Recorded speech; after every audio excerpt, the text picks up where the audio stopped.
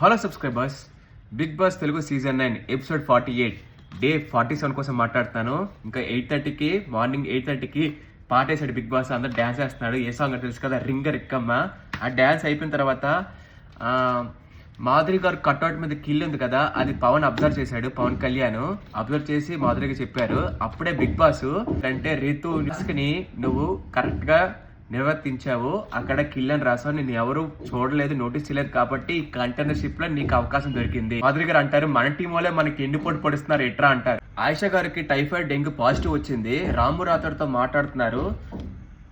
నాకు ఏది ఈజీగా రాదురా, నేను చాలా కష్టపడతాను, ఇప్పుడు సెకండ్ ఛాన్స్ వచ్చింది, నేను ఏదో నిరూపించుకున్నాను అనుకుంటే ఈ సడన్ గా ఇలాంటి బ్యాడ్ లక్ నాకు ఎదురయ్యింది అని చాలా బాధపడతారు. ఆయిషా గారు అంటారు, నేను ఇంపార్టెంట్ గా ఏది ప్రేమించి అది నాతో ఉండదని బాధపడతారు. కొంతసేపు తర్వాత బిగ్ బాస్ ఆయిషా గారిని కంఫ్యూషన్ కి రమ్మంటారు. ఆ కంఫ్యూషన్ రూమ్ లో ఆయిషా గారు, మీకు డెంగ్యూ అనేది లైట్గా ఉంది, టైఫాయిడ్ పాజిటివ్ ఉంది, కాబట్టి మీరు ఇక్కడే ఉంటే మీ తోటి కంటెస్టెంట్స్ కూడా అది అంటుకుంటుంది, అందుకే మీకు సరైన వైద్యం కోసం మీకు బయటికి పంపిస్తాను, బెస్ట్ ఆఫ్ లక్ అండి అని అంటారు.